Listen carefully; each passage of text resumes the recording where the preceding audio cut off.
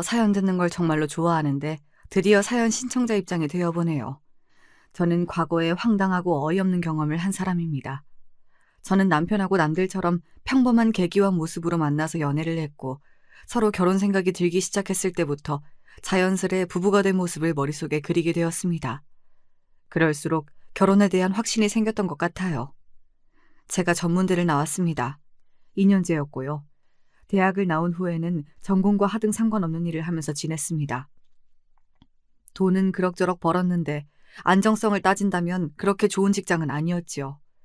제가 그때 어디를 다니고 있었는가 하면 인터넷으로 여러 가지 물건을 파는 사무실에 몸을 담고 있었거든요.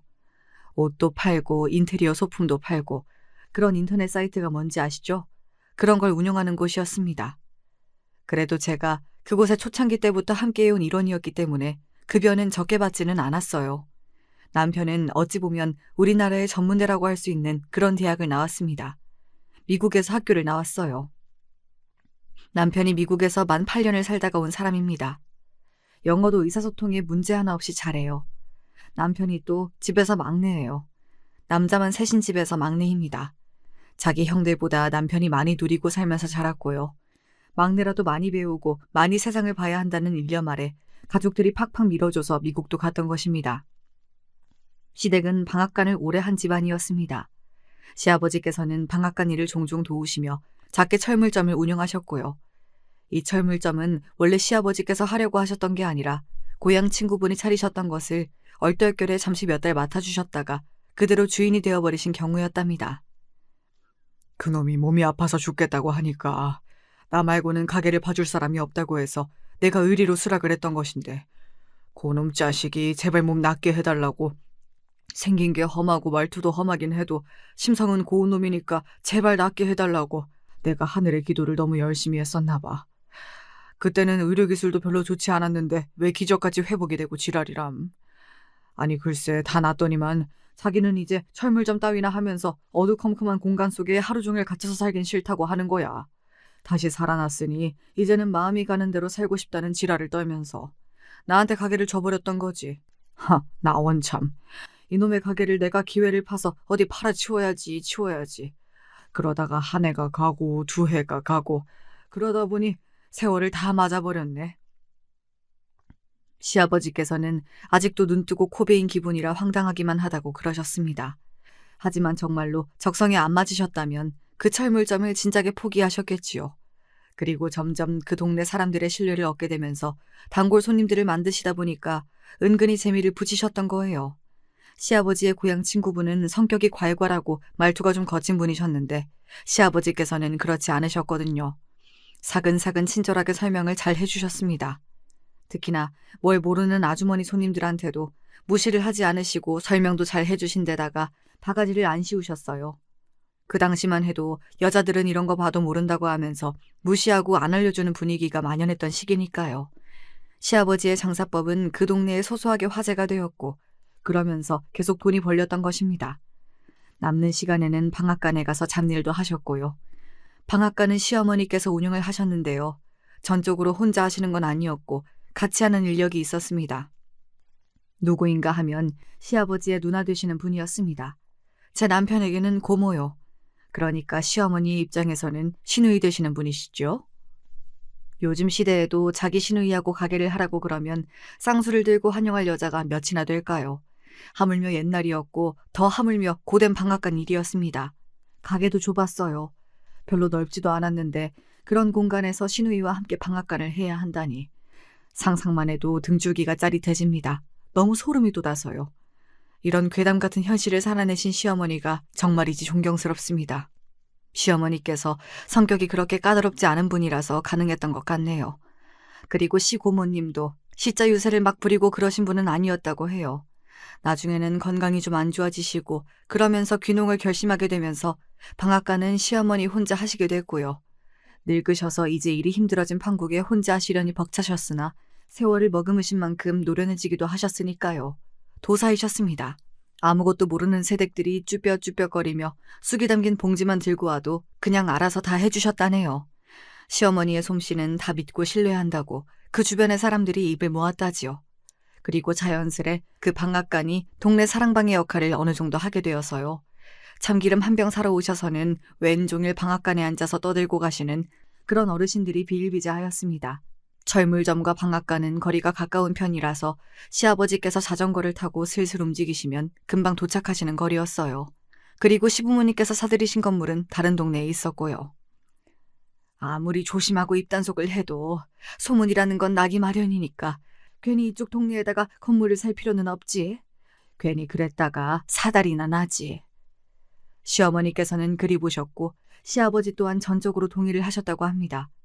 아무리 서로 좋게 잘 지내며 오래 봐온 여기 일대 주민들이라고 하여도 사촌이 땅을 사면 배가 아픈 게 사람 마음인 법이라고 보셨던 거예요. 두 분이 정말 현명하셨지요. 건물은 3층짜리 상가였고요. 위치가 나쁘지 않았고 장사들도 다 잘 되고 있어서 아주 괜찮았습니다. 당연히 시간이 갈수록 값이 올랐고요. 시아버지께서는 소탈한 모습으로 손님들을 맞이하시며 수리일을 다니셨고 자전거는 정겹게 바른 모습이었으나 그런 것과는 상관없이 돈을 참으로 잘 벌고 계셨습니다. 돈이 되니까 그 철물점에 정을 붙이시며 계속 하셨던 것이지요. 방앗간 또한 한자리에서 꾸준히 단골 장사를 해온 데다가 시어머니께서 워낙 알뜰살뜰하게 사시는 분이었거든요. 절대 돈을 낭비하시는 일이 없었어요. 웬만하면 사치를 안 하셨습니다. 다니시는 교회에서 오랫도록 집사님이셨다가 권사님이 되셨던 날, 그때 처음으로 기념 삼아서 명품 가방 하나 사셨다고 하네요. 여담으로 그때 백화점에서 깜짝 놀랐대요. 시부모님이 놀라신 게 아니라 백화점 직원이 놀란 것이었지요. 뭐 찾으시는 거라도 있을까요? 단출한 시어머니의 차림새, 그리고 아주 소탈함이 넘쳐 흐르는 시아버지의 모습까지 백화점 직원이 떨떠름한 눈빛으로 쳐다보았다고 합니다. 딱 봐도 뭣도 없는 양반들이 호기심에 백화점 나들이를 하러 온 모양이라고 판단을 했던 것이죠. 제가 여기서 손가방이나 하나 좀 보려고요. 가방에 로고가 이렇게 박힌 게 제 눈에 예쁘더라고요. 네, 그러시군요. 그런데 여기는 그냥 일반 브랜드 매장이 아니라 명품 매장이라서요. 가격대가 맞는 게 없으실 거예요. 저기 고객님? 제 이야기 듣고 계시나요? 그거 그렇게 멋대로 만지시면 안 돼요. 손으로 막 그러시면 안 돼요. 사실 것도 아니시잖아요? 시어머니께서 마음에 드는 가방을 손으로 건드리시자마자 직원이 난리를 쳤다고 합니다. 시아버지께서는 여기는 장사를 요란하게 한다고 하시면서 그저 껄껄 웃으셨고요. 시어머니 또한 기분이 나빠하시기보다는 그저 호호 웃으셨다네요. 만진다고 달아요? 누가 보면 가방이 신생아 갓난쟁인 줄 알겠어요. 호호 웃으시면서 막상 만져보니까 재질이 마음에 안 드신다고 하신 다음 정면에 있는 다른 매장으로 향하셨습니다.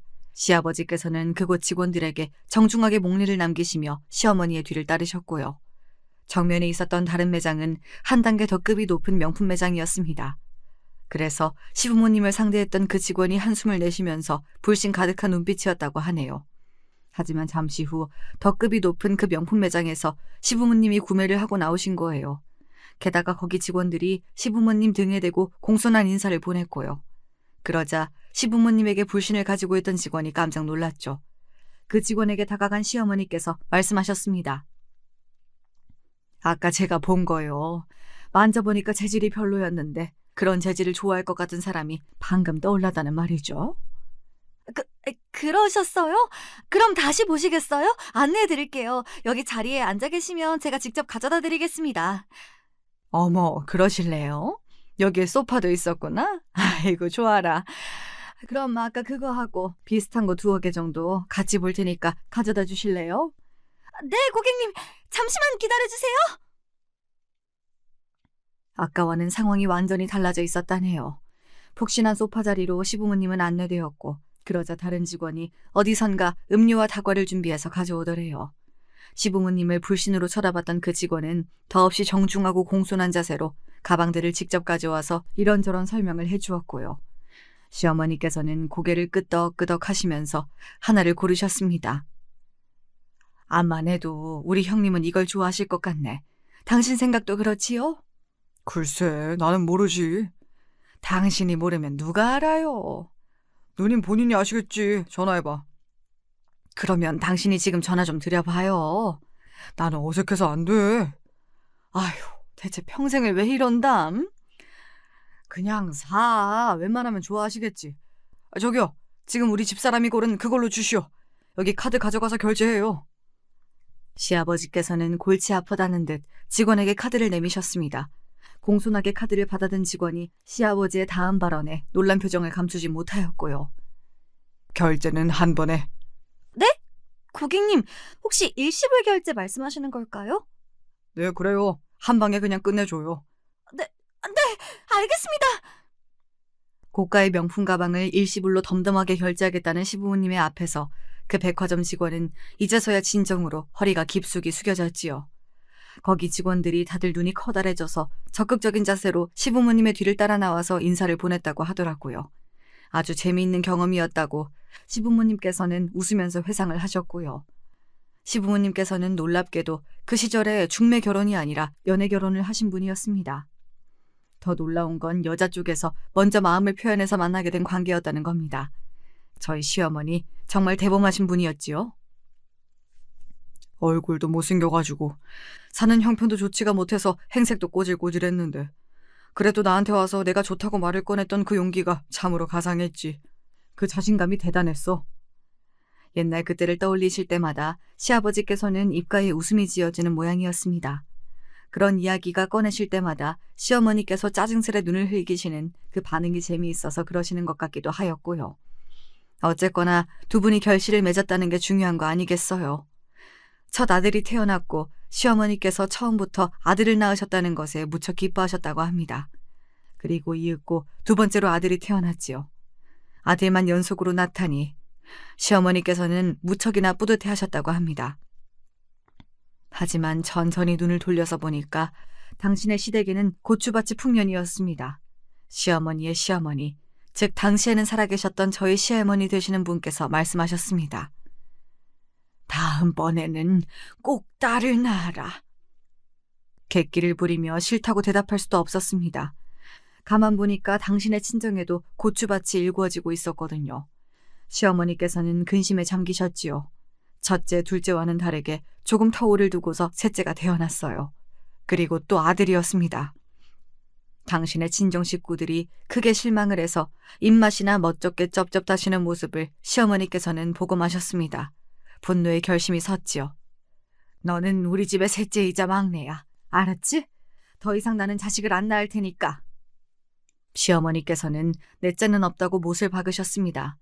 갓난아기 시절부터 얌전하고 해맑았던 제 남편은 그 소리를 듣고서 그저 배시시 웃었다고 하네요.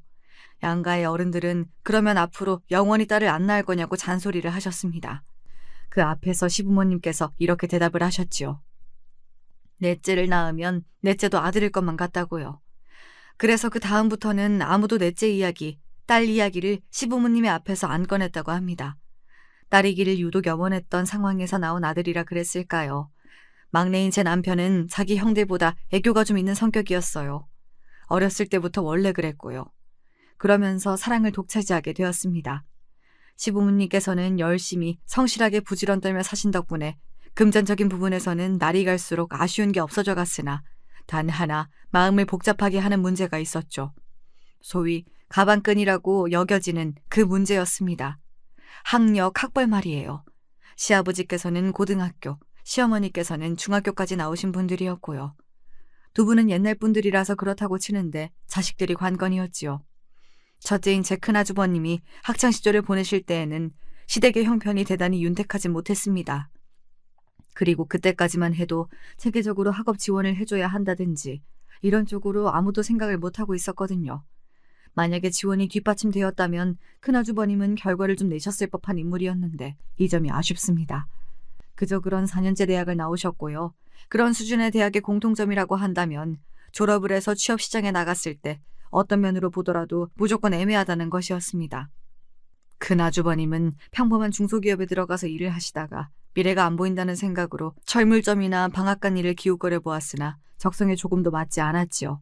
그래서 나중에 공인중개사 자격증을 따서 이쪽으로 일을 하게 되셨어요. 그래도 맞는 길을 찾아서 나아가신 부분이 정말 대단하고 멋있으시죠. 장남이 공인중개사가 되다 보니까 시부모님도 이제 부동산 쪽으로 어려워할 일이 없게 되었다면서 무척이나 좋아하셨습니다.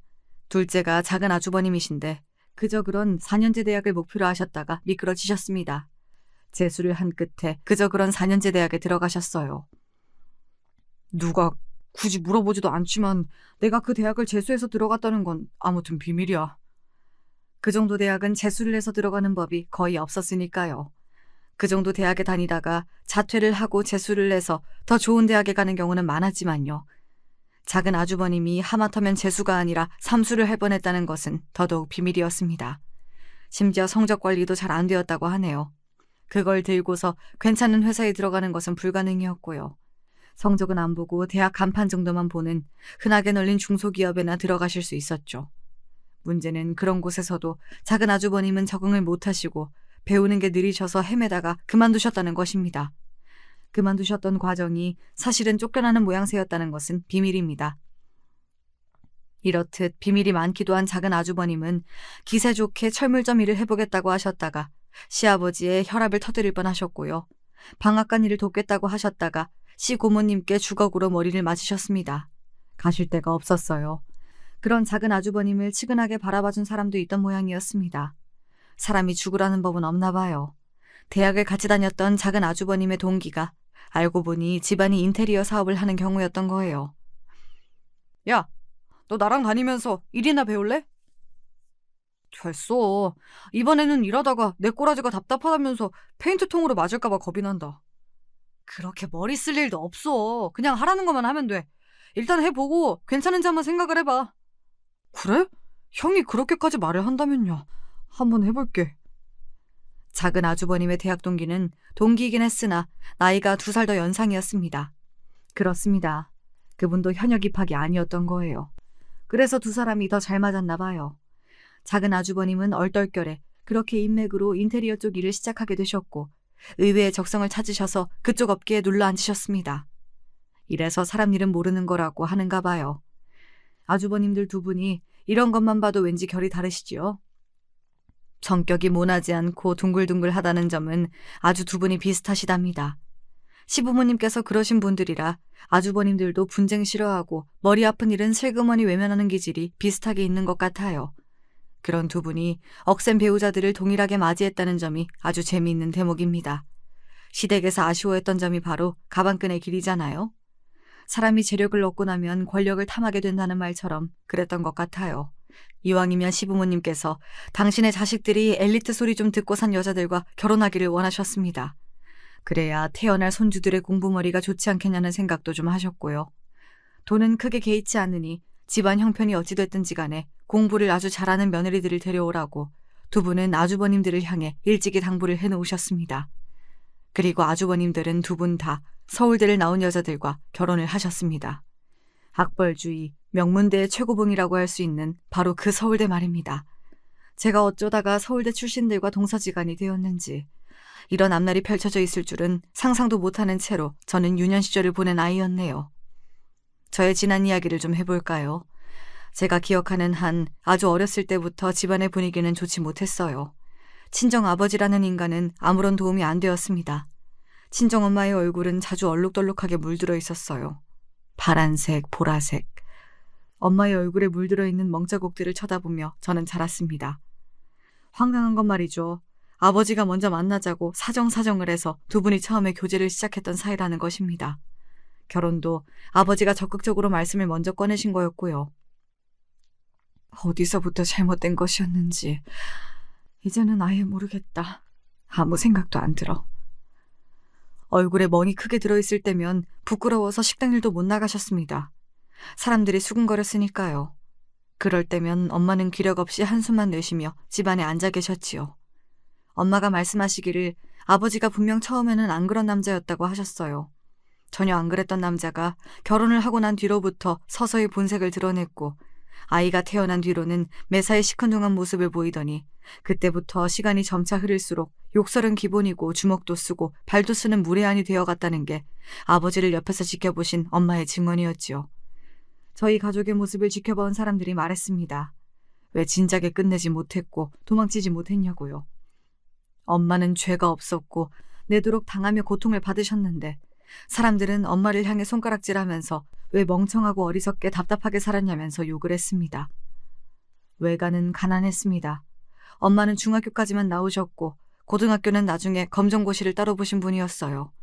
게다가 외가 식구들 자체가 썩 그렇게 사리에 박지 않았고 이속을 챙길 줄을 몰랐습니다. 집안의 분위기이며 사람들의 성품이 원체 그러하였습니다. 그런 기질을 고스란히 타고나셨던 분이 엄마였고요. 분쟁을 싫어하고 언쟁을 피했을 뿐인데 그게 그렇게나 사람들에게는 욕을 먹을 일이었나 보더라고요. 엄마 보고 자식 인생 망친 엄마라고 비난을 하시는 분도 저는 본 적이 있었습니다. 한 동네에 살던 아주머니셨는데 본인도 여자이고 엄마이면서 어쩜 그렇게 냉혹하실 수가 있었는지 모르겠네요. 맨날 당하고 살기만 하면 뭐가 옳고 그른지도 판단이 잘 안 되지요. 요즘 말로는 이런 걸 가스라이팅이라고 표현을 하던데 당시에는 그런 단어도 없었어요. 어떤 걸 당하고 있는 건지도 정확하게 모르는 채로 그저 무력하게 당하기만 하는 게 피해자의 일상이었습니다. 집에 가기 싫다. 모든 게 지긋지긋해. 그치만 집에 들어가면 웃어야겠지. 너무 크게 웃으면 안 되고 아주 약하게 웃으면서 엄마를 내가 안심시켜드려야 돼. 그게 내 역할이니까. 저는 부모님을 신경 쓰게 만들지 않는 아이, 손이 가지 않는 아이, 조용하고 착한 아이가 되는 것이 어릴 적부터 목표였어요. 불안정한 가정 안에서 보고 자란 게 전부 좋지 않은 광경들 뿐이었으니까요. 그렇다면 적어도 저로 인해서 이 가정이 더욱 힘들어지는 일만큼은 없어야 한다는 생각이 들었습니다. 그래서 조용히 지냈고 아무런 잡음도 내지 않으면서 커갔습니다. 눈치를 보느라 바빠서 학교에 준비물을 사야 하는데 그게 값이 비싸면 그냥 학교에서 창피를 당하고 혼이 날지언정 그 준비물 비용을 달라고 말을 못 꺼냈고 고기 반찬이나 햄 반찬 혹은 계란말이 같은 걸 원 없이 뜨끈한 쌀밥과 먹어보는 게 소원이었지만 꼭 참으면서 도리어 먹는 양도 적게 먹었습니다. 그래야 제가 도움이 될 것만 같았거든요. 식량을 축내는 자식이 되고 싶지 않았던 것 같아요. 어른이 어른답지 못하면 그 밑에서 아이는 아이답지 못하게 자라더라고요. 제 경험담입니다. 중학생 때 학교에서 동아리 활동이라는 걸 꼭 해야 한다고 해서 억지로 시작을 했었어요. 독서와 관련된 동아리였는데 솔직하게 뭔 활동을 했었는지는 모르겠으나 그 동아리에서 만난 친구들하고 친해져서 제 마음에 안식처가 생겼던 게 아주 중요한 일이었지요. 그런 의미에서 중학교 시절에 그 동아리가 저를 구원해 주었던 것이나 다름없어요. 그 친구들은 괴짜였습니다. 저와 다르게 더 어린 나이부터 책을 많이 읽었던 친구들이었거든요. 전부 다 두꺼운 안경들을 쓰고 있었지요. 친해지고 난 다음에 저희 부모님이 사이가 안 좋고 집구석에서 좋은 일이라고는 경험해 본 적이 없다고 제가 털어놓았는데요. 그렇게 말을 하고 나서 괜히 털어놓았나 싶은 후회가 들었는데 친구들의 반응이 의외였어요. 전부 다 안경 너머에 눈을 반짝이고 있었거든요. 그러면 너는 주인공이구나. 주인공이라는 게 갑자기 무슨 의미야? 우리 집이 그러고 산다는데 내가 왜 주인공이야? 원래 평범한 사람들은 주인공을 못해. 특별한 경험이 있어야 주인공이 되는 거야. 정말? 뭔가 이상한데? 혹시 만에 하나 우리 부모님이 이혼을 하시면? 부모님이 이혼을 했는데 그 자식이 주인공이 될 수가 있어?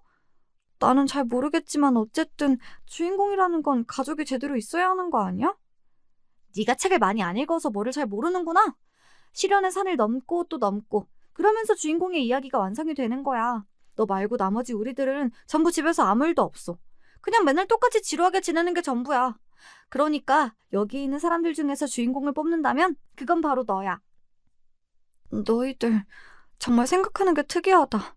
태어나서 그런 이상한 소리는 처음 들어봐. 근데 기분이 나쁘지는 않네. 오히려 기분이 좋은 것 같아. 다들 고마워. 저의 불행한 가정사를 듣고 나서 특별하니까 주인공인 거라고 말을 해주다니. 이 친구들이 암만 해도 제정신이 아니었습니다. 그때부터 저는 그 친구들을 괴짜라고 여기게 된 것이었지요. 왜 그 친구들이 다른 애들하고는 못 어울리고 자기들끼리만 노는지도 그 이유를 자동으로 알 것만 같았습니다. 그런데 결과적으로 저에게는 그 친구들의 말이 크나큰 힘이 되었어요. 항상 눈치만 보고 주눅이 들어있던 제가 서서히 어깨를 펴고 목을 위로 들게 되는 그런 계기가 되어 주었거든요. 상황을 조금은 객관적으로 바라볼 줄 아는 시선을 가지게 되었는데 그만큼 정신이 성숙해진 것이었죠. 엄마가 마냥 불쌍하고 답답하게만 생각됐었으나 이제는 다른 생각도 들기 시작했고요. 아버지가 재활용조차 불가능한 아주 답이 없는 인간이라는 것도 냉정하게 판단할 수 있게 됐습니다. 그때부터였죠. 제가 행복하고 화목한 미래 따위는 영원히 오지 않을 가족만 붙잡으면서 기대하는 마음을 버리게 된 게요. 이뤄지지 않을 꿈을 그동안 꾸고 있었습니다. 저만 노력한다고 해서 될 일이 아니건만 그동안 헛된 꿈만 내도록 꾸고 있었습니다. 그걸 알게 되었어요. 그런 현실을 인지하면 인지할수록 제 처지가 비참하고 초라하게 느껴진다는 부작용이 있었으나 그럴 때면 외치는 주문이 있었지요. 괜찮아. 나는 주인공이야. 이 세상의 주인공은 아닐지라도 제 인생의 주인공은 확실히 저였으니까요.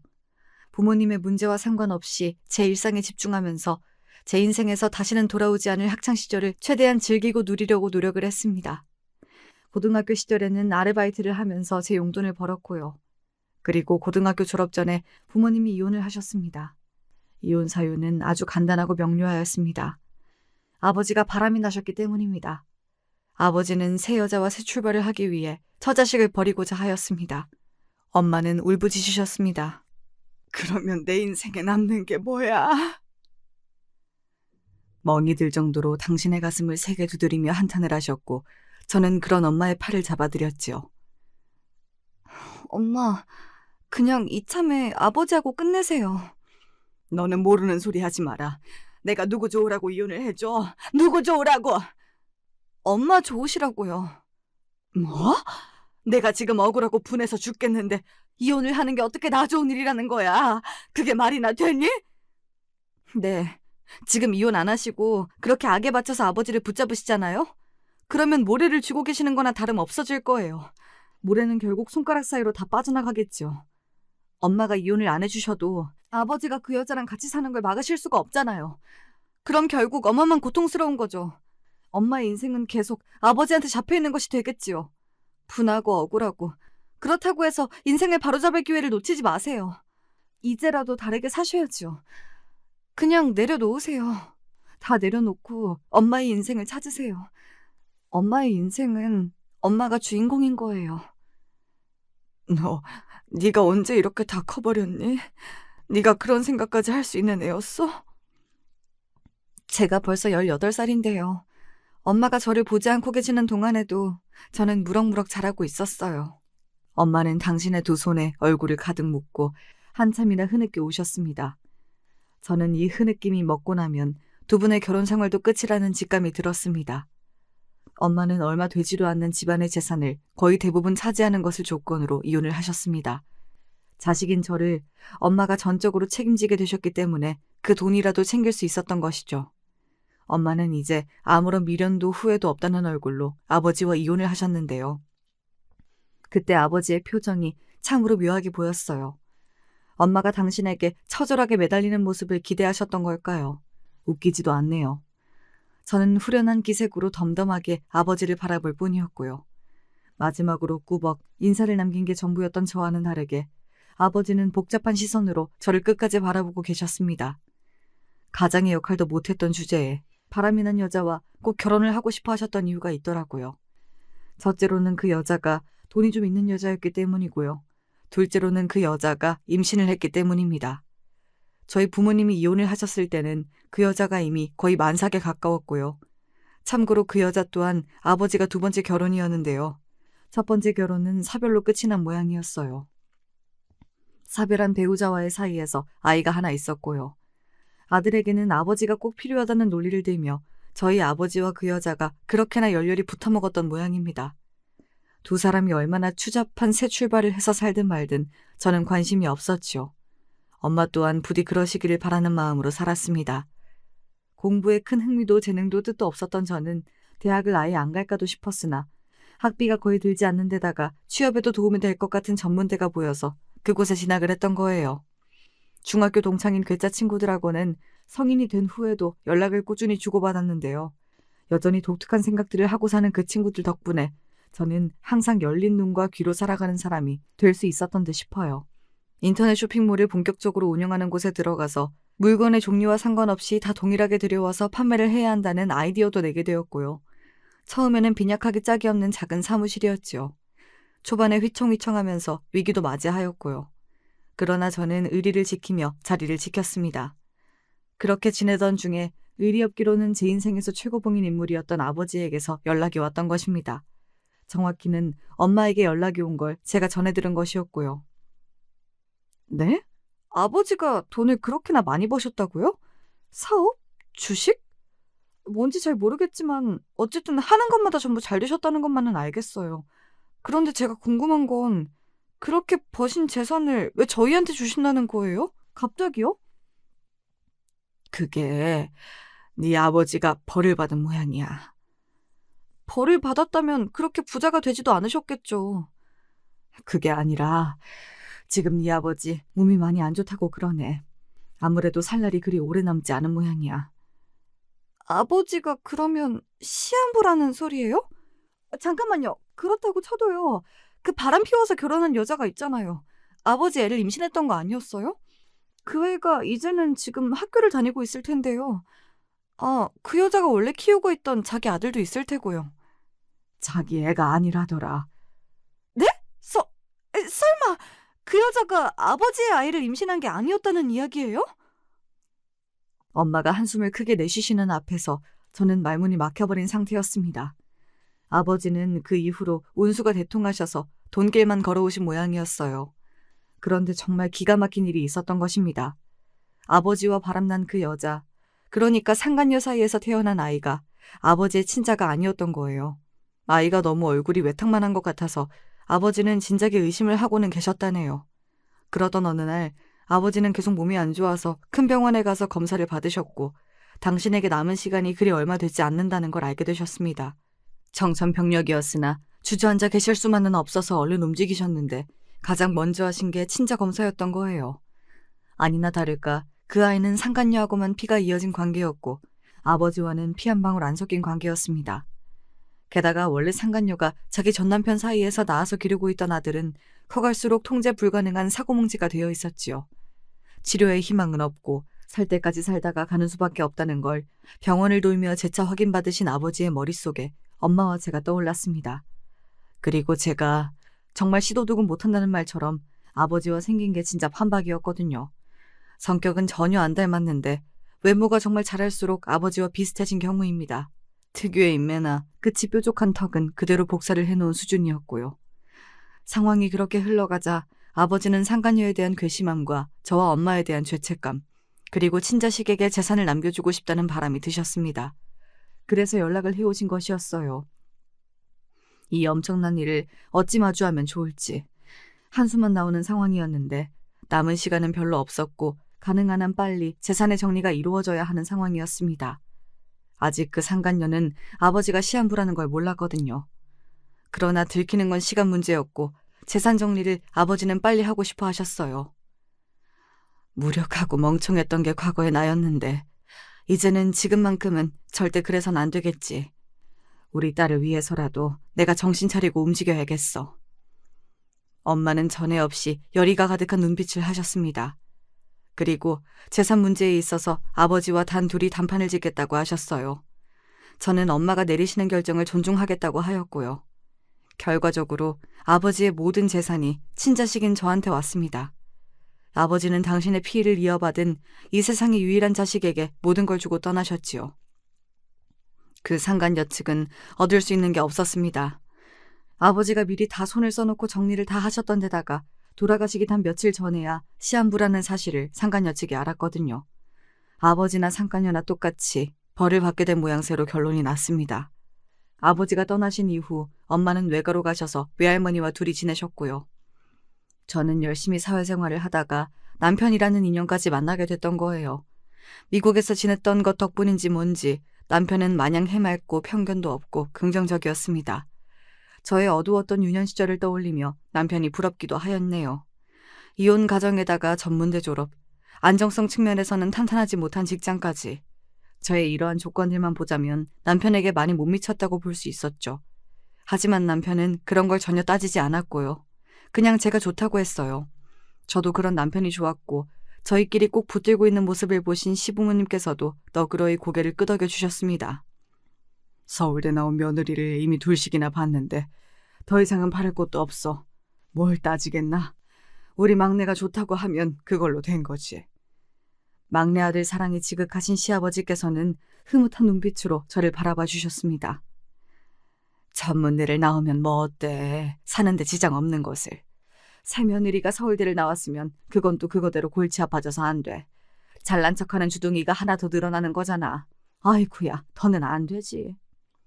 시어머니께서는 그런 말씀을 연신 중얼거리시며 저를 기꺼이 새 며느리로 허락해 주셨고요. 저는 시부모님께서 크게 묻지도 따지지도 않고 환영해 주실 줄을 몰랐기 때문에 어안이 벙벙했던 것 같아요. 두 분은 미국까지 가서 살면서 공부하다가 온 똑똑한 막내 아들이 좋다고 하는 여자라면 무조건 안 좋을 일이 없다고 하셨습니다. 앞으로 천천히 서로에 대해 알아가면 될 일이지 미리 그렇게 이것저것 재고 따지고 될 것도 전혀 없다고 하셨고요. 저는 남편의 유유자적한 기질이 미국에서 온 게 아니라 유전에서 비롯되었다는 생각을 그제야 처음 하게 되었지요. 난관일 거라고 생각했던 시부모님과는 아무런 마찰도 없었습니다. 그런데 전혀 별다른 생각이 없었던 쪽에서 문제가 터지더라고요. 이래서 인생은 의외의 연속이라고 하는 건가 봐요. 제 아주버님의 서울대 부인들 말입니다. 제 손이 동서 두 분이 함께 서울대 동문안이라고 할까봐 세트이더라고요. 둘이 한 세트요. 시어머니께서 그러셨어요. 제 손이 동서들이 워낙 자기들끼리만 아는 소리를 떠들고 자기들끼리만 뭉쳐서 행동하는 경향이 있다고요. 그 이야기를 듣고 나서 그냥 그런가 보다 싶었는데 그걸 제가 직접 겪게 되었던 거예요. 며느리들끼리 인사 나누고 친목을 나누라고 하면서 시부모님께서 카드 한 장을 내어주셨습니다. 맛있는 밥 한 끼를 같이 먹으라고요. 근사한 식당에 다녀오라는 말씀을 들으며 저는 신이 나서 눈을 빛냈습니다. 하지만 카드를 받아드는 큰 형님이나 그 옆에 작은 형님은 저하고 낯빛이 그때 좀 달랐어요. 날짜는 언제로 할까요? 두 분이 편하신 대로 제가 맞출게요. 제가 그렇게 먼저 운을 띄우자 형님들은 머쓱한 기색으로 고개만 끄덕이실 뿐이었어요. 사람 맥 빠지게 왜 저러시나 싶었는데 지켜보시던 시어머니께서 소리 없이 한숨을 내쉬며 고개를 돌리시는 게 보였답니다. 서울대 출신 형님들이 여태 집안에서 한 가닥씩 하고 계셨다는 것을 저는 느낄 수 있었고요. 얼마 뒤 고급 소갈비 식당에서 만나는 것으로 일정이 잡혔습니다. 그곳은 시아버지께서 추천해 주신 장소이기도 했어요. 남편도 거기를 가봤는데 아주 맛있는 곳이라고 했어요. 듣기만 해도 침이 고이더라고요. 기대를 많이 하고서 그날 도착을 했지요. 안녕하세요, 형님들. 저 왔어요. 명랑하게 인사를 드리면서 테이블로 다가갔는데 두 분이 똥 씹은 표정으로 저를 보시는 게 아니겠어요. 게다가 4인 테이블석이었는데 두 분이 마주보고 앉으신 상태였어요. 본능적으로 저는 이쪽도 저쪽도 옆으로 가서 앉기가 상당히 민망할 것 같다는 예감이 들었습니다. 게다가 이제 보니까 테이블에 이미 음식이 나와 있었고 두 분이 이제 막 드시기 시작한 그런 때였더라고요. 제가 시간 맞춰 잘 온 줄 알았는데 그래도 제가 좀 늦었나 보네요. 저기 그런데 제가 어느 쪽에 가서 앉으면 좋을까요? 혹시 두 분이 나란히 앉으신다면 그렇게 해도 좋고요. 제가 옆에 앉으면 불편해하실까봐 두 분이 혹시 나란히 옆으로 앉으실 거냐는 질문까지 드렸습니다. 제 딴에는 온 사력을 다한 것이었죠. 바로 그때 메인 메뉴인 소갈비가 가득 담긴 접시가 도착을 했습니다. 두 분은 제가 도착한 순간부터 지금까지 저에게 일절 대꾸도 안 하신 채였고요. 작은 형님이 불판 위로 소갈비를 올려주시더군요. 그래서 제가 작은 형님 옆으로 가서 슬쩍 앉았습니다.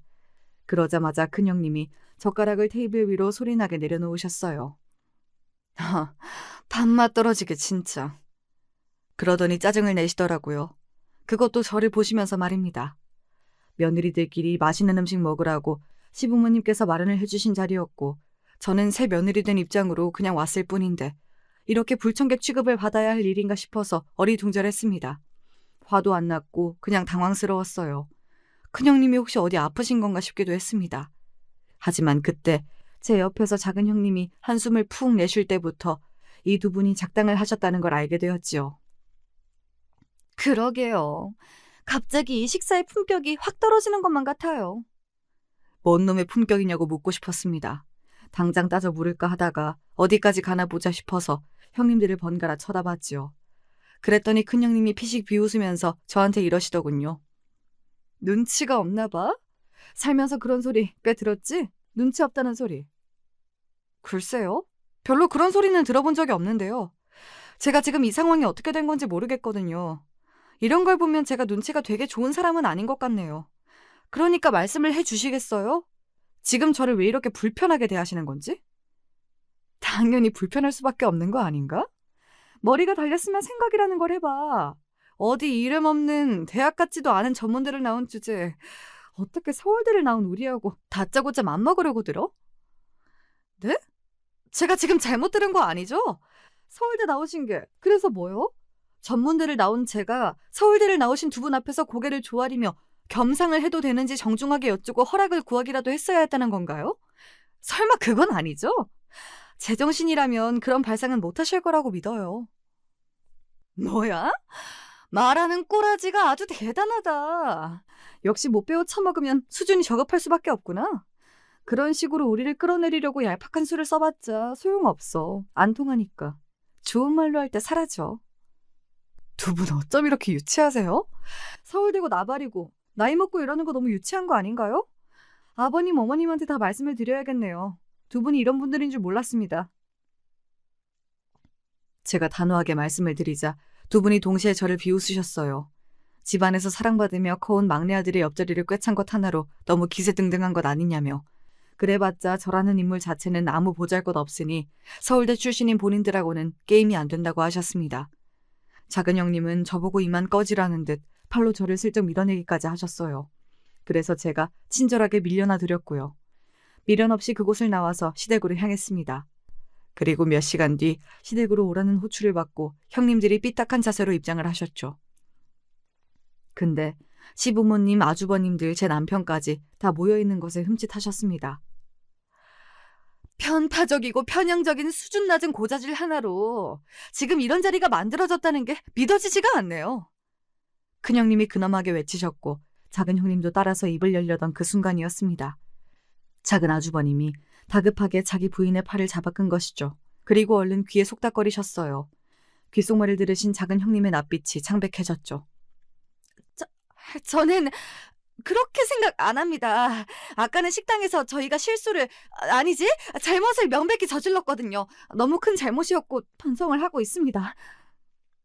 작은 형님이 딱딱하게 굳은 표정으로 입가를 떨며 그렇게 말하자 큰 형님이 깜짝 놀라셨습니다.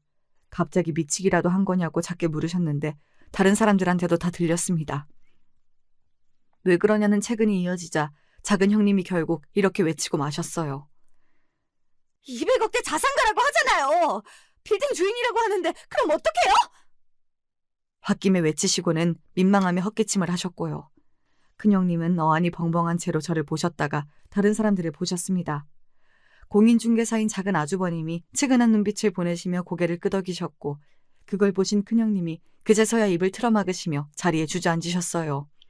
간신히 버티고 계셨던 것인지 다리에 힘이 풀린 작은 형님도 따라서 주저앉으셨고요. 저기, 동서? 우리 동서한테 아까는 내가 좀 심했지? 내가 요새 일이 좀 안 풀려서 스트레스가 심해서 그랬나 봐. 정말 미안해요. 이젠 안 그럴게요. 우리 앞으로 잘 지내봐요. 갑자기 웬 존댓말까지 하시더군요. 그 잘난 서울대 출신께서 이렇게 금방 무너지셔도 되는가 싶었으나 식은땀까지 금세 흘리시는 모습에 괜히 모난 마음은 더 갖지 말아야겠다 싶더군요. 형님들은 공부를 무척 잘하셨으나 공통적으로 친정에 돈은 썩 그렇게 없었거든요. 개천용 비슷한 경우였지요. 저는 돌아가신 아버지에게서 재산을 싹 물려받았고 그걸 현명하게 관리해오고 있었습니다. 시댁에 공개된 저의 재산 수준 앞에서 형님들은 완전히 넋이 빠질 수밖에 없었죠. 아주버님들도 많이 놀라신 상태였고 남편만 싱글벙글이었습니다. 시부모님께서는 역시 우리 막내가 최고라면서 엄지를 들고 계셨고요. 그래서 어쩌다 보니 사랑받고 커온 막내 아들에 이어서 사랑받는 막내 며느리까지 저희 부부가 세트가 되어버렸네요. 형님들이요? 그 이후로 찍소리도 안 하셨답니다. 서울대의 시옷자도 그 이후로 제가 들어본 적이 없는 것 같네요. 어쨌든 남편하고 화목한 가정을 이루어서 잘 살고 있으니 제가 주인공인 저의 인생 여기까지 잘 흘러온 듯 싶습니다.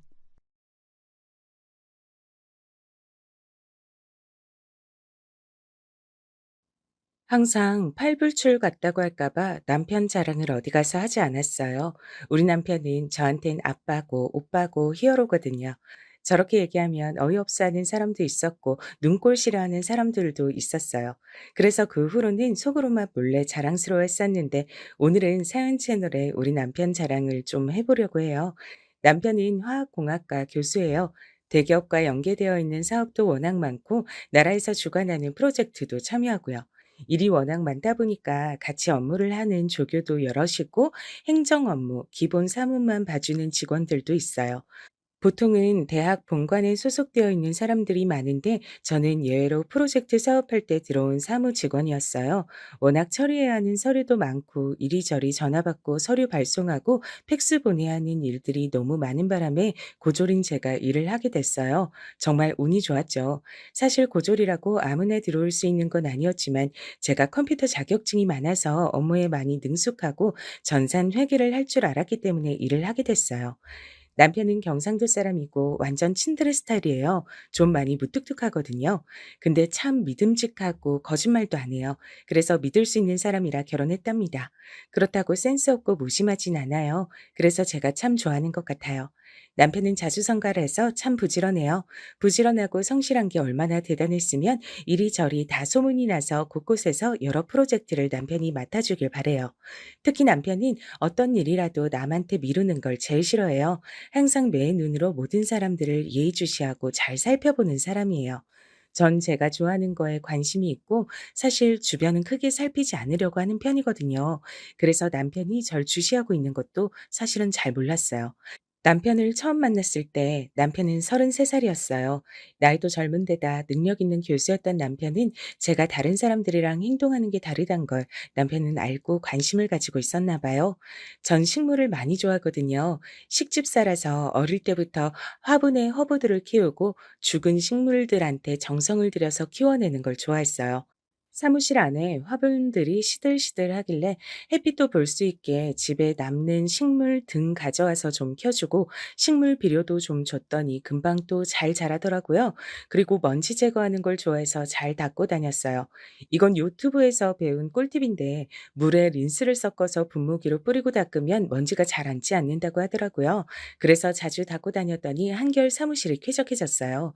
그리고 색깔별이나 가나다 순으로 정리하는 걸 좀 좋아하거든요.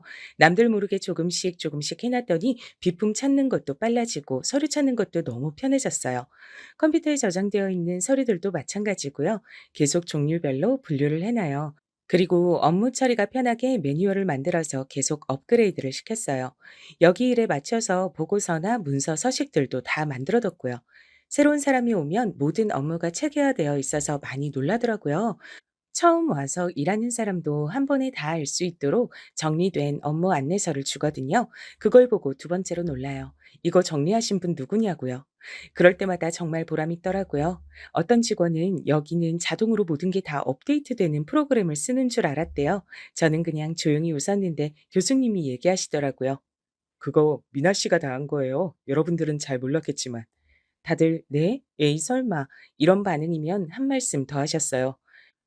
여러분들이 다 미나 씨처럼 일하면 우린 세계 1등 교수진이 될 수 있을 거예요. 무적이죠, 무적. 여기 먼지 하나 안 앉은 거 알아요? 미나 씨가 늘 청소해서 그래요. 업무 안내서 시킨 적 없는데 미나 씨가 만들었어요. 우리 쓰고 있는 문서 서식들도 다 미나 씨가 만들었고요. 내 사무실의 책장 가나다 순으로 정리해놓고 서류도 정리해놓고 비품실도 찾기 쉽게 다 분류하고 번호 붙여놓은 거 알죠? 그것도 혼자 다 했어요. 회계 업무 말하면 뭐해요. 입 아파요. 내 회계사 친구가 회계 프로그램 뭐 쓰는 거냐고 물어보더라고요. 어떻게 매번 이렇게 정리해서 주냐고 하더라고요. 이런 직원이 있다니까 자기 사무실로 스카우트하고 싶다고 하더라고요. 여러분은 아무도 몰랐죠. 여기 미나 씨가 다 돌리고 있어요. 내가 아니라. 사람들이 그래요. 교수님이 저렇게 말 많이 하는 거 처음 봤다고요. 저도 처음이라서 한창 눈 동그랗게 뜨고 쳐다봤어요. 그래서일까요? 언제부턴가 저만 개인적으로 보너스를 보내주셨어요. 너무 고마워서 넣었다고요. 알고 보니 보너스만 200만 원이나 더 넣으셨더라고요. 처음으로 따로 연락을 드렸어요. 돈이 잘못 들어온 줄 알았거든요. 근데 정말 다정한 목소리로 받아주셨어요. 일한 만큼 보너스 넣었다고요. 다른 사람들은 보너스 20만 원 받았다고 하는데 저는 입 다물고 가만히 있었어요. 제가 일을 10배나 더 했다고 생각하시는 것 같더라고요. 누군가가 나에 대해서 알아주는 게 이렇게 행복한 일인지 처음 알았어요.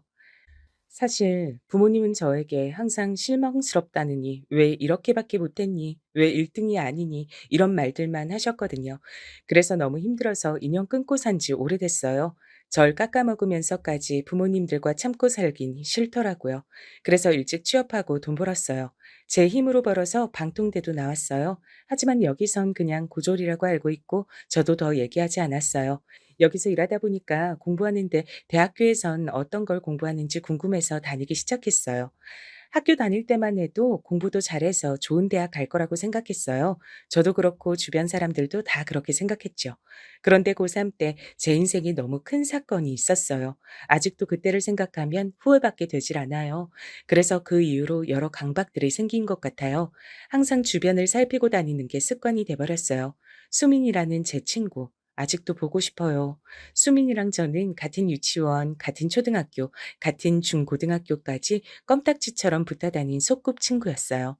수민이는 늘 성격도 다정하고 얼굴도 이뻐서 인기도 많았죠. 고3 때 다른 반이었던 게 너무 아쉬울 정도였습니다. 저희 집에선 제가 의대에 가길 바랬기 때문에 절 항상 쪼아댔어요. 항상 부정적인 말들만 하셨어요. 전 학원이랑 과외에 시간을 뺏겨서 수민이랑 자주 볼 순 없었지만 카톡도 자주 하고 웃긴 게 있으면 같이 공유도 하고 그랬어요. 근데 언제부턴가 수민이가 연락도 뜸하고 바쁜지 전화도 잘 안 받더라고요. 조금 섭섭했지만 고3이라 그런가 보다 하고 저도 공부에 더 매진해야지 했어요. 하루는 수민이가 미나야 나 힘들어 하고 카톡이 왔더라고요. 다시 전화를 하니까 받진 않았어요. 그 다음날 학교에서 만나면 얼굴 보고 얘기나 좀 해야겠다 싶었어요. 오래간만에 본 수민이는 예전 모습이 아니더라고요. 갑자기 얼굴이 반쪽이 됐다고 할 정도로 바짝 말라 있었어요. 그렇게 친했다고 하면서 왜 오랜만에 보냐고 하겠지만 반도 다른 데다 학원에 과외에 눈코 뗄 새 없고 잠깐이라도 쉬는 시간이 되면 부족한 수면을 보충하느라 매점도 잘 못 가고 다른 반에 갈 힘도 기력도 없더라고요. 바쁘게 지내다 보니 마주쳐도 아주 잠깐씩이었던 거죠. 수민이는 미대에 진학하고 싶어 했어요. 학원 선생님이 잘 가르쳐 주셔서 갈 수 있을 것 같다고 너무 좋다고 했었거든요. 장학금 받을 수 있도록 최선을 다해서 가르쳐 주시는데 실력이 많이 늘었다고 칭찬받았다고 웃던 얼굴이 지금도 기억나요. 집안이 그렇게 넉넉하진 않아서 항상 미대 진학을 걱정했었는데 학원의 선생님이 적극 추천해 주시면서 따로 과외도 해 주시겠다고 그렇게 웃으면서 말했었는데 그런데 너무 충격적이게도 그 학원 선생님이 따로 집에서 과외를 해 주시겠다고 하고 수민이한테 약을 먹이고 몹쓸 짓을 했더라고요. 어떻게 선생이란 사람이 그것도 자기 지위를 이용해서 절박한 사람을 저렇게까지 짓밟을 수 있을까요? 그것도 어른도 아니고 아직 학생인 수민이한테 다른 사람들한테 말도 못하게 영상까지 찍어서 협박까지 했다는 사실에 전 정말 오열했어요. 오로지 좋아하는 그림을 그리고 싶어 했던 아이였는데 저한테 너무 힘들다고 카톡을 보냈던 날이 아마 그 선생님한테 당한 날이었던 것 같아요. 제가 어떻게 그 일을 알게 됐냐면 너무 힘들었던 수민이가 저한테 마지막으로 카톡을 보내고 아파트 옥상에서 뛰어내렸기 때문이에요. 자기한테 이런저런 일이 있었다. 너무 무섭고 겁이 났다. 넌 살면서 이런 일 당하지 않고 아름답고 예쁘게 잘 지냈으면 좋겠다. 너랑 놀면서 같이 그림 그리고 수다 떨던 때로 돌아갈 수만 있으면 정말 좋겠다. 너무 보고 싶다, 미나야. 이런 내용이었어요. 저한테도 말도 못하고 괴로워했을 수민이가 너무 보고 싶고 안타까웠어요. 제가 수민이 장례식장에 간다고 하니까 못 가게 말리시는 부모님 앞에서 전 살면서 처음으로 반항이란 걸 하게 됐어요.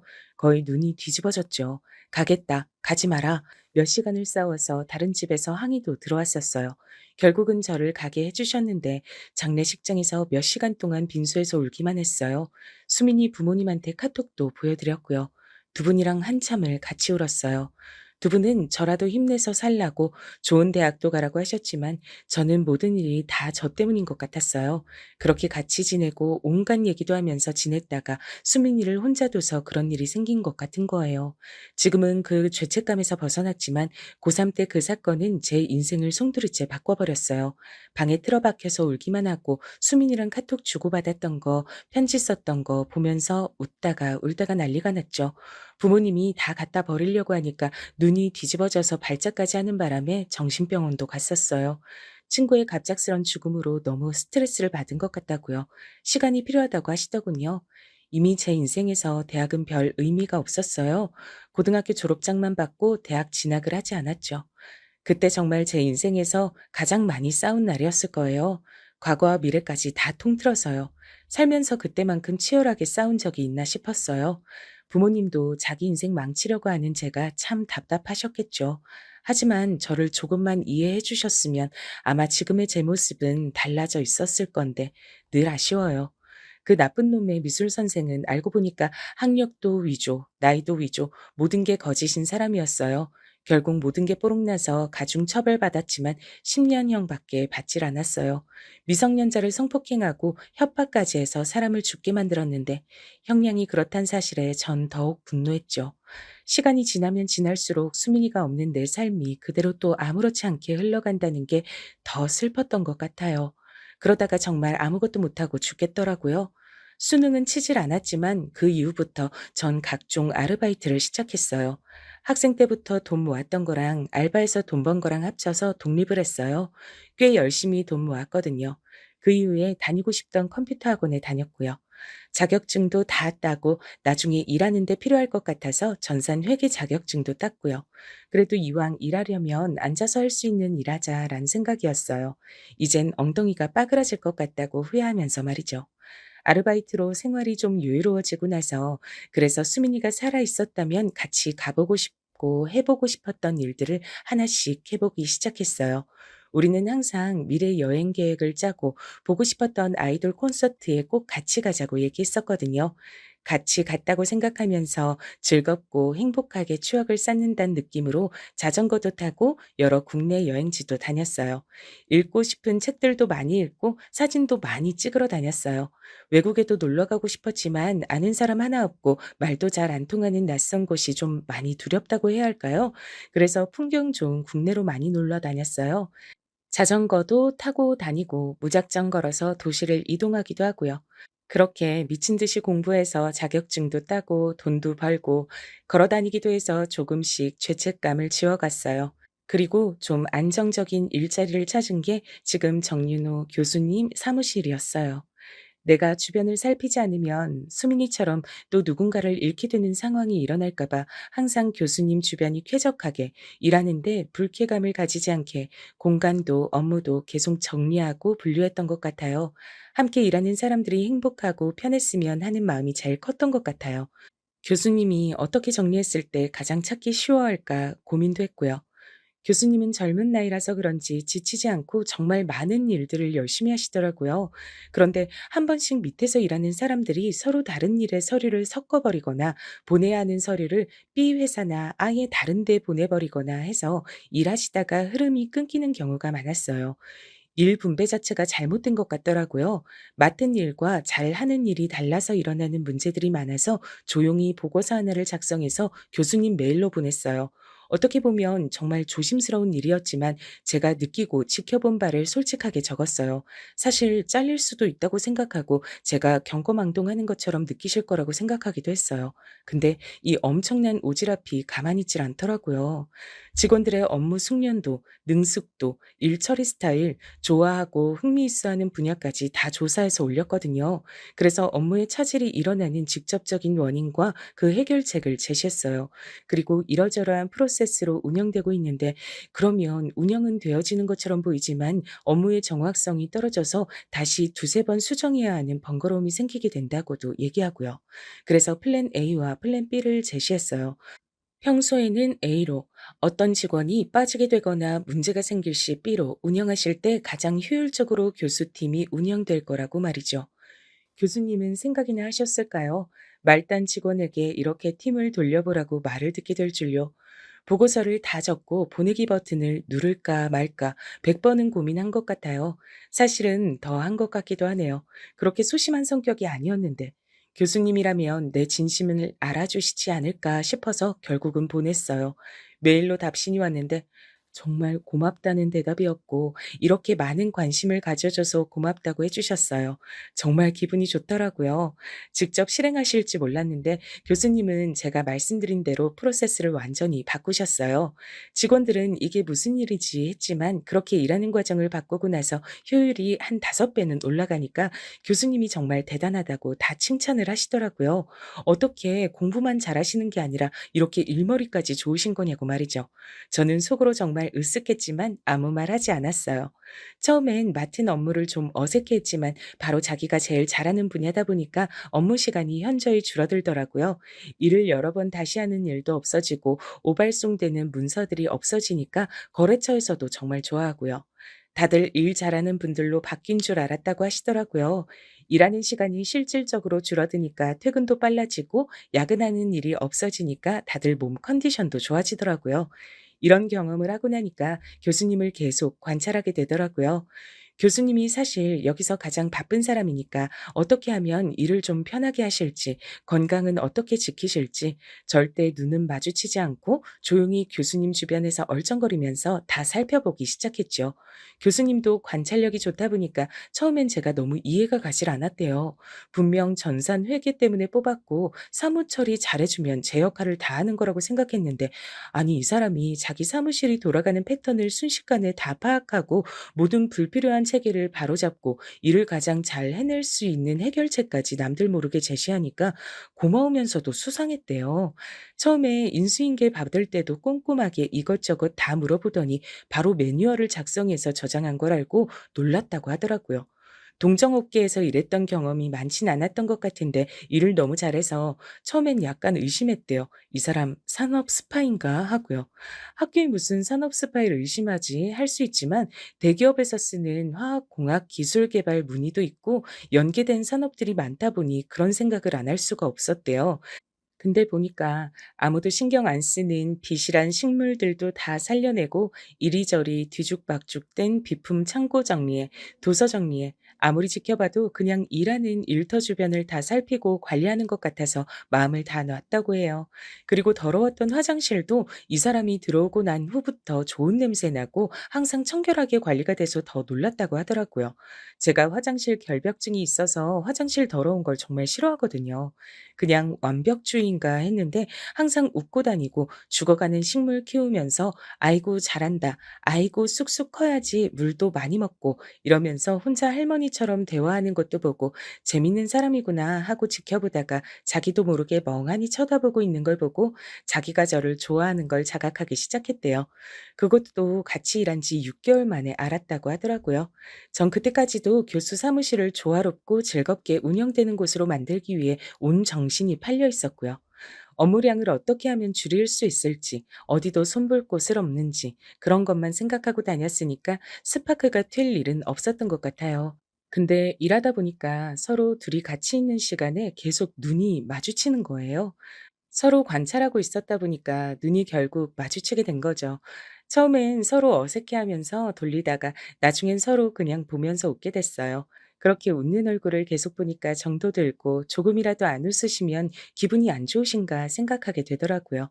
교수님 생활 패턴, 입맛, 커피 취향, 샐러드 소스 취향, 좋아하는 축구팀, 거의 모르는 취향이 없을 지경이었어요. 누가 오늘 공돈이 생겨서 초밥을 쏘겠다고 하길래 다들 "와, 와." 이러고 있었어요. 전화 주문하려고 하기 전에 제가 "교수님 와사비 잘 못 드시니까 초밥 도시락 하나는 와사비 조금만 넣어서 표시해서 보내달라고 얘기해야 한다." 했거든요. 처음엔 안 믿더라고요.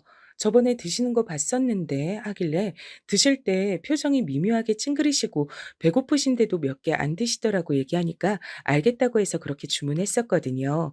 이번에 드시더니 저번이랑 다른 집에서 시켰나고 하시면서 와사비도 살짝 들어가고 완전 맛있다고 도시락 하나를 다 드셔서 다들 놀라서 절 보더라고요. 저한테 사실 저 정도는 기본이었거든요.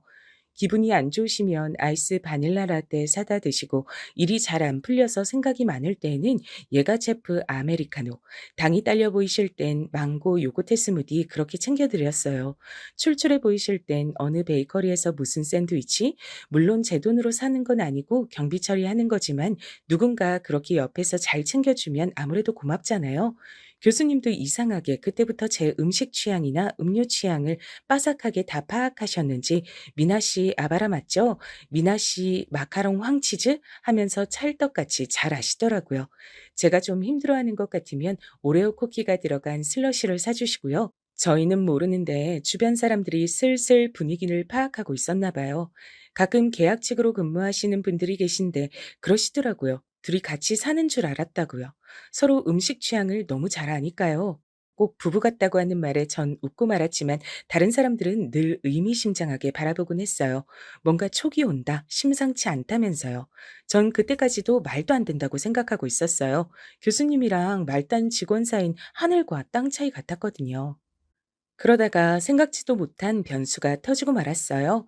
코로나가 터져서 직원들, 조교들도 다 확진이 되고 저랑 교수님만 괜찮았던 거예요. 사실 전 뭐 사람 만날 일도 없고 일 마치면 혼자 원룸 가서 혼자 여갈 보내는데 익숙해서 괜찮았는데 다른 사람들은 그게 아니었으니까요. 근데 참 재밌는 게 둘만 있는 게 되게 어색할 줄 알았거든요. 근데 편하더라고요. 일상적인 얘기, 옛날 얘기도 하고 같이 업무 정리도 하고요. 제가 안 해본 일도 곧장 잘 해내니까 많이 신기하셨나 봐요. 업무에 대해서 또 이해를 한다는 게 신기하셔서 그러지 말고 학교를 다시 다녀보는 게 어떻겠냐 하시더라고요. 그래서 사실 방통대 재학 중이라고 얘기했어요. 방통대 말고 제대로 학교를 다니는 게 더 좋을 것 같다고 추천해 주셔서 방통대 졸업하고 하고 싶은 공부가 있으면 대학원에 진학을 해볼까 생각 중이라고 말씀드렸죠. 교수님은 학과 공부를 배운 적도 없는 제가 지금 교수님이 가르치시는 교육 과정을 다 알고 있고 거기에 업무가 진행되는 상황이나 과정을 다 알고 있다는 걸 너무 신기해하셨어요. 제가 질문 한 번 안 하고 일을 다 처리하니까 정말 놀라시더라고요. 그 전부터 정말 궁금했었는데 실례인 것 같아서 말을 못했어요. 혹시 대학을 왜 안 갔는지 물어봐도 돼요? 교수님은 어렸을 때부터 같이 자란 친구가 있으세요? 항상 모든 순간 함께하고 단짝처럼 붙어 다니던 친구가 학원 미술 선생에게 안 좋은 일을 당해서 자살을 했는데 제가 그때 공부한다고 전혀 도와주질 못해서 너무 미안했어요. 항상 모든 걸 같이 하고 공유했던 사이인데 대학 한번 가보겠다고 그 친구가 가장 힘들 때 알지 못했단 게 정말 너무 미안한 거예요.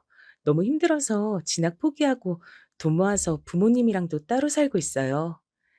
다른 분들처럼 "너무 아깝다. 학교 갔으면 좋겠다." 이런 얘기를 하실 거라고 생각했는데 교수님은 "친구 때문에 많이 힘들었겠다. 그래도 나쁜 생각하지 않고 잘 해오고 있었네요. 대견하다." 이렇게 얘기하시더라고요. 그 일 이후로 평생 흘릴 눈물 다 흘린 것 같았는데 그때 펑펑 애기처럼 울어버렸어요. 남자 품에 안겨서 꺽꺽 소리내면서 운 게 처음이었는데 토닥토닥 해주시면서 달래주셔서 그때부터 이성으로 좋아하게 된 것 같아요. 그 다음날 팅팅 부은 눈으로 인사했더니 눈이 너무 귀엽다고 한참을 웃으시더라고요. 어제 일이 미안해서 집에서 샌드위치를 싸서 갔는데 직접 만든 거라고 하니까 너무 좋아하시는 거예요. 파는 음식만 먹다가 누가 직접 만들어주는 음식을 먹는 게 더 건강해지고 힘이 나는 느낌이라서 좋다고 하시더라고요. 심지어 요리도 잘한다고 칭찬하시는데 어제부로 좋아하는 마음이 생겼다 보니까 칭찬 한마디에 너무 부끄러우면서도 좋더라고요. 그래서 간단하고 맛있어 보이는 레시피가 있으면 만들어 가서 같이 먹고 그랬어요. 코로나 때문에 밖에선 못 먹으니까 그런 재미도 있더라고요. 하루는 교수님이 자기 집으로 초대하고 싶다고 하는 거예요. 오늘은 자기가 요리사 하겠다고 하더라고요. 점점 교수님을 좋아하는 마음이 깊어지던 때라 흔쾌히 승낙을 했어요. 교수님이 나쁜 짓 할 사람도 아니란 것도 확신했고요. 근데 정말 생각보다 요리를 너무 잘하는 거예요. 혼자 산지 오래돼서 웬만한 음식은 다 할 줄 아신다고 하더라고요. 남자를 제대로 사귀어 본 적도 없다 보니까 이런 상황이 낯설고 어색했지만 대화도 잘 통하는 데다 편안하고 재밌어서 낯설었어요. 일하는 곳에서의 흐트러짐 없는 모습만 보다가 이런 편안한 모습이 정겹고 좋았어요. 요리하다가 소매에 묻은 양념이나 정답게 불러주는 목소리까지. 교수님을 너무 좋아하면 안 되는데 라고 갈등이 될 정도로 제 감정이 점점 깊어지더라고요. 나이 차이도 7살이면 꽤 나는데 좋아하는 노래들도 비슷하고 일할 때 듣는 노래들도 비슷하다는 걸 알고 서로 플레이리스트도 공유했어요. 노래 공유하는 건 진짜 내 세상으로 들어오는 문을 열어주는 거랑 같다고 생각하거든요. 그걸 교수님이랑 하게 될 줄은 정말 몰랐어요. 혹시 일하다가 집중이 잘 안 되고 진도가 안 나갈 때 듣는 노래가 있어요? 그럴 때는 가사 있는 노래 들으면 더 집중이 안 돼서 없는 걸로 듣는데요. 좀 웃길 수도 있는데 하울의 움직이는 성에 인생의 회전목마를 들어요. 그걸 들으면 모든 게 다 그냥 흘러갈 것 같은 느낌이 들어서요. 지금의 이 시간과 괴로움도요. 어? 그거 오케스트라 버전 알아요? 그거 듣고 너무 좋아서 일할 때 듣고 있었는데 내가 그런 거 듣는다고 하니까 친구가 신나는 노래 들어야지 뭐 그런 거 듣냐고 하더라고요. 근데 여기서 동지를 만났네. 아, 정말요? 밤에 잠 안 올 때 듣는다는 친구는 봤는데 일할 때 듣는다는 사람은 주변 사람 중에선 처음인 것 같아요. 노래 취향 비슷한 사람 있으니까 좋네요. 어, 그럼 우리 그렇게 해요. 매일 들으면 기분 좋거나 마음 편안해지는 노래 한 곡씩 추천해 주기요. 아님 그날에 어울리는 노래 추천해 주기. 와, 좋아요. 매일매일 뭔가 노래가 쌓이면 그것도 되게 뜻깊을 것 같아요. 이렇게 우리가 하루하루를 보냈구나. 이렇게 버텨냈구나. 그런 느낌일 것 같아요. 책 자주 읽어요? 미나 씨는 어떻게 이렇게 말을 조리 있게 잘하지? 나랑 7살 차이 나는데 말하는 건 미나 씨가 훨씬 잘하는 것 같아요. 아, 정말 교수님 놀리지 마세요.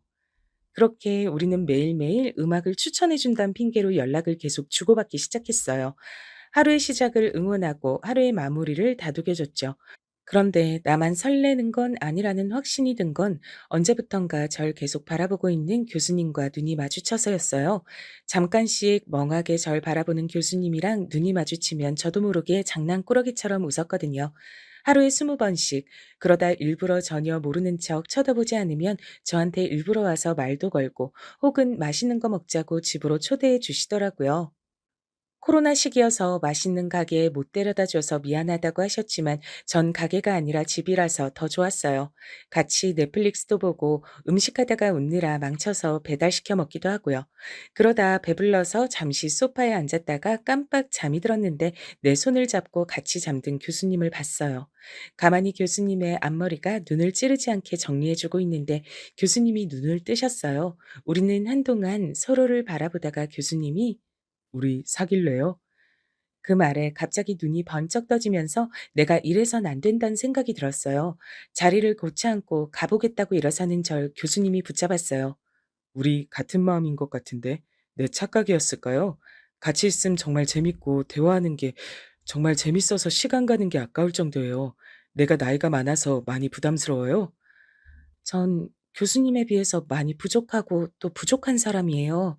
저랑 만나는 걸 비밀로 하고 사귀더라도 곧 눈치 빠른 사람들이 알아채기 시작할 거예요. 저도 교수님이 좋지만 저로 인해 교수님이 다른 사람들 입방아에 오르내리거나 듣지 않아도 될 말들을 듣지 않으셨으면 좋겠어요. 제가 좋아하는 분이니까 교수님께 더 어울리는 사람 만나서 행복하셨으면 좋겠어요. 좋아하는 사람이면 항상 같이 있고 싶지 않아요? 난 미나 씨가 욕심나요. 내 옆에 항상 두고 싶고, 사실은 일도 하루 종일 너랑만 하고 싶어. 널 안고 싶고, 너랑 입 맞추고 싶어.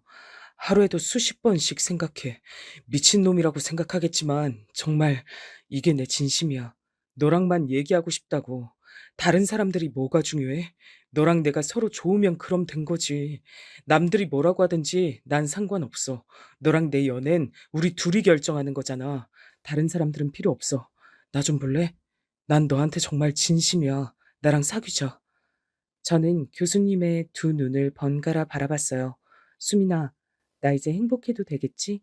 너처럼 말이 잘 통하는 친구를 만났는데 이 사람도 내가 좋대. 외로워하는 나한테 네가 보내준 사람일까? 이 사람이 내가 필요하고 내가 좋대.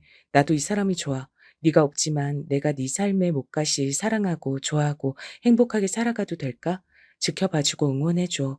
내가 더 이상 후회하지 않는 삶을 살아갈 수 있게 말이야. 널 잃은 것처럼 내 사람을 더 잃고 싶지 않아. 이젠 좋아하는 사람이 내 곁에 있었으면 좋겠어. 지금 이 사람을 놓치면 정말 영영 후회할 것 같아. 도와줘, 수민아. 절 잡은 교수님의 손을 떨쳐냈어요. 실망해서 고개를 숙이는 교수님을 꼭 안아줬어요. 제가 이것저것 잔소리도 많이 하고 맨날 안아달라, 이뻐해달라, 관심 가져달라 칭얼거릴 수도 있어요. 몇 시간 동안 혼자 처박혀서 방에서 안 나올 수도 있고요. 먹고 싶은 음식 대신 이게 몸에 좋다고 이걸 먹어야 한다고 막 우길 수도 있어요. 그래도 계속 나 이뻐해주고 사랑해줄 거예요? 넌 항상 빛나고 이뻤어. 넌 몰라. 내가 널 얼마나 오래 지켜보고 관심 가져왔는지, 얼마나 이뻐하고 좋아하는지. 좋아해. 오늘 나랑 같이 있자. 손만 잡고 잘게. 왜 손만 잡고 자요? 아, 촌스러워. 괜찮아? 어, 그러니까. 왜 자기만 오래 좋아했다고 생각할까? 왜 자기만 키스하고 싶었다고 우린 그날부터 애정 표현을 숨기지 않는 사이가 됐어요. 물론 둘만 있을 때였지만요. 확진자들의 코로나는 끝났고 직원들과 조교들의 복귀를 했어요. 저희는 조용히 일만 하고 있었지만 우리가 일하는 모습만 봐도 직원들이 뭔가 달라졌단 걸 직감하더라고요. 아니, 언니, 요즘 연애하지? 어디서 이렇게 좋은 향수 냄새가 나지? 했더니 언니더라고. 웬일이야? 이 목석 같은 언니가 향수를 다 뿌리고. 아, 원래 안 뿌리는데 누가 선물해줘서 말이야. 향수 뿌린다고 뭐 다 연애하냐? 내가 다른 사람이면 그냥 향수 뿌렸거니 하는데 언니는 아니야. 언니는 분명 요즘 뭐 좋은 일이 있는 것 같은데 사람이 얼굴이 활짝 폈어 지금. 저 봐 지금 전엔 없던 화색이 돌잖아 저거. 말해봐. 뭔 일이야? 누군데? 아니라니까. 그러네. 요즘 미나 씨가 더 이뻐진 것 같네. 와, 만나는 남자가 누군진 몰라도 엄청 좋아하나 보다. 부럽다 부러워. 아, 교수님까지. 아, 정말 왜 그러세요? 왜 그러세요? 왜 그러세요? 아니, 말투까지 다 저렇게 바뀐 거야? 참 사랑의 힘이 무섭다 무서워. 사람들이 대놓고 놀려댔지만 그만큼 제가 많이 변화했단 얘기겠죠. 전에 일하던 행정 직원 대신 다른 여직원이 들어왔어요. 학력도 좋았고 경력도 꽤 있었는데 우리 연구실에 들어온 이유는 우리 교수님을 존경해서라고 하더라고요. 근데 그 좋아하는 정도의 감정을 넘어서 교수님과 아예 사귀고 싶어 하는 눈치였어요. 모든 음식 심부름도 자기가 갔다 오겠다고 해서 직접 교수님께 갖다 드리고 말이라도 한 번 더 해보려고 난리였죠. 얼굴도 이쁘장하고 애교가 넘치는 스타일이라서 보통의 남자라면 좋아하고도 남을 사람이었어요. 스스로 자기가 예쁜 거라는 사람이었죠. 그걸 무기처럼 사용하기도 하는 사람이었지만 여긴 여초 직장이라 그게 통하지 않는다는 걸 아직 잘 모르는 것 같았어요. 그 여직원은 자기가 교수님을 정말 좋아해서 그러니 자기 좀 도와달라고 티를 많이 냈는데 또 우리 직원들이랑 조교들은 불쌍한 건 도와줘도 불려시는 절대 도와주는 일이 없는 사람들이었어요. 차라리 다행이었지만 그런 모습들을 보는 제가 마음이 영 편치가 않더라고요. 하루는 일부러 교수님 주겠다고 제가 싸온 김밥을 어떻게 냄새로 알아채고 먹고 싶다고 난리를 부려 자기가 거의 다 먹어버리고 자기가 사온 샌드위치를 교수님께 드리더라고요. 얼마나 얄밉던지. 그날은 하루 종일 저기압이었어요. 교수님이 제 기분을 눈치채시고 오전 11시쯤 현장 가는데 다들 바쁜 것 같으니 미나 씨랑 같이 다녀오겠다고 하시는 거였어요. 나머지 분들 업무 잘 해주시고 오늘은 6시에 바로 퇴근하세요. 저희는 현장 견학하고 따로 상의하고 다음 주에 프로젝트 들어갈 거 계획 짜고 의논하고 하다 보면 좀 길어질 것 같아요. 오늘 점심은 제가 쏠 테니 이 카드로 결제하시고요. 맛있는 거 다들 드세요. 교수님, 현장 견학 저도 가고 싶었는데 오늘은 제가 가면 안 될까요? 행정직원이 굳이 현장 견학 갈 이유가 없을 것 같은데요. 그 말에 그 여직원인 잠시 얼굴이 울그락불그락 하더니 절가라 뭉개기 시작했어요. 미나 씨는 잡무 처리하시는 분 아니세요? 고절 직원이랑 굳이 업무 상의하시고 계획까지 짜실 필요 있나요? 다른 사람들이 알면 놀랄 텐데요. 뭘 잘 모르나 본데 미나 씨 최종 학력이 그럴 뿐이고 지금 대학교 재학 중이에요. 그리고 아마 능력치는 지금 얘기하는 그쪽보다 5배나 더 높을 겁니다. 여기 모든 체계를 잡은 게 미나 씨예요. 저도 잘 못하는 일을 다 알고 하고 있고 이곳을 다 살피는 사람이라 제가 믿고 쓰는 겁니다. 주영 씨라고 하셨죠?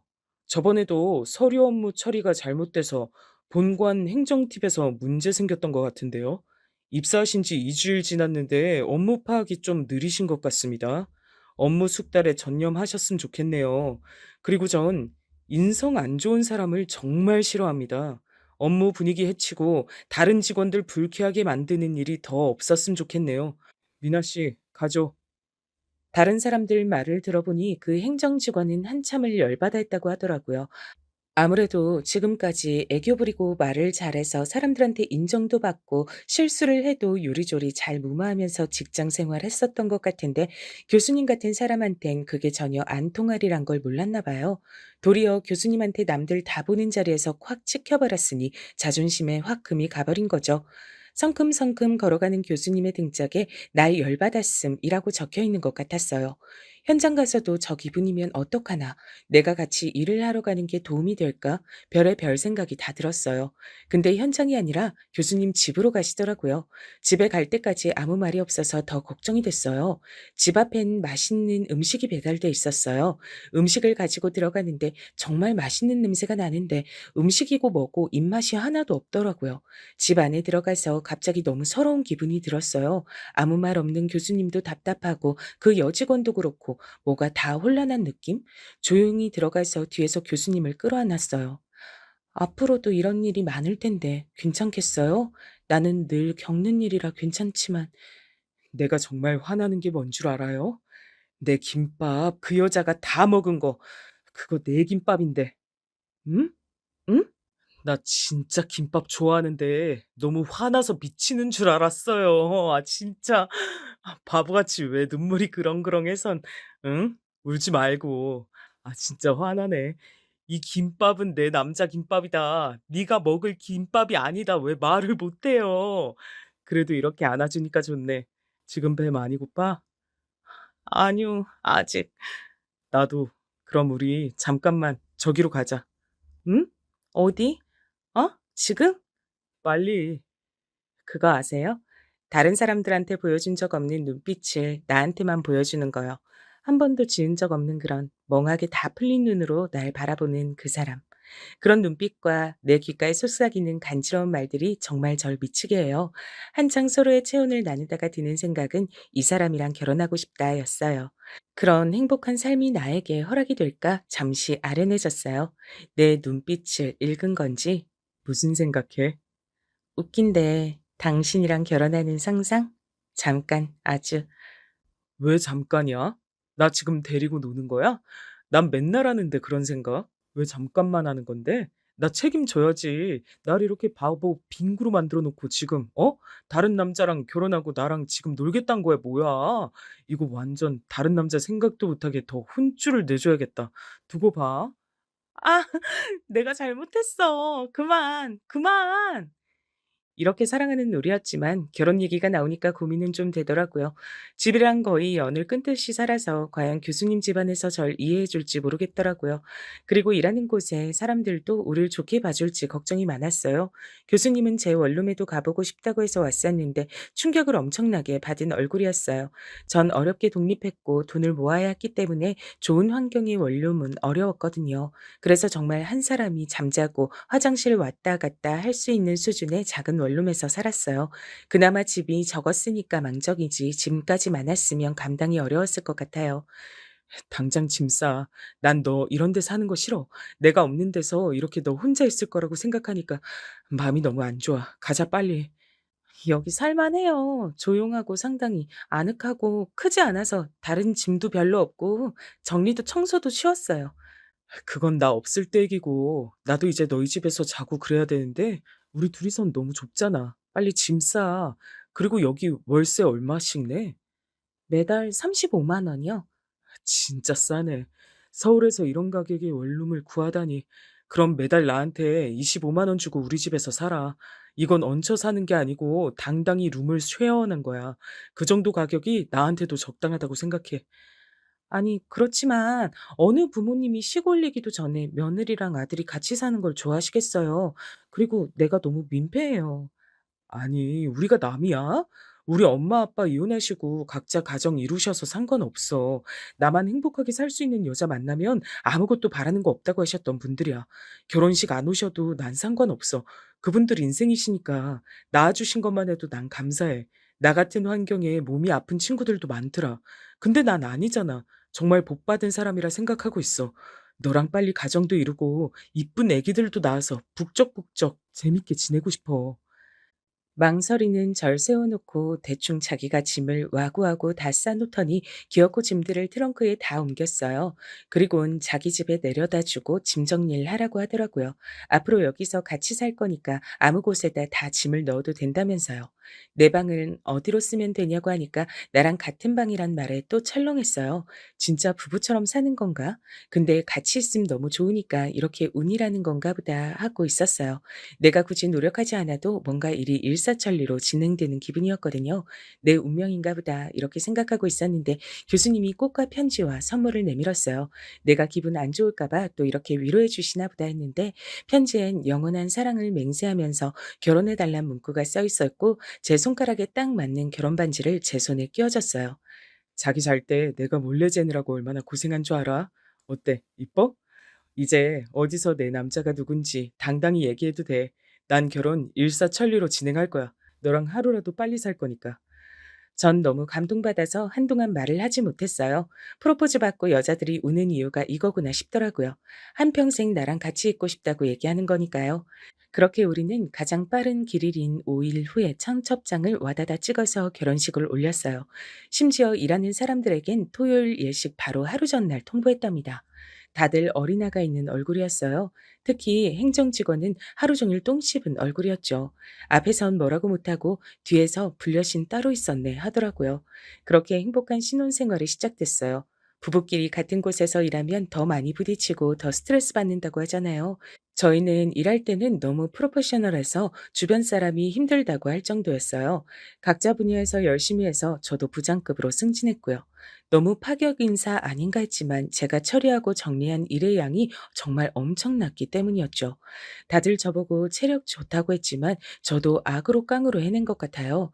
그리고 좋아하는 사람이랑 같이 일하는 것도 전 꿈만 같고 좋은 것 같더라고요.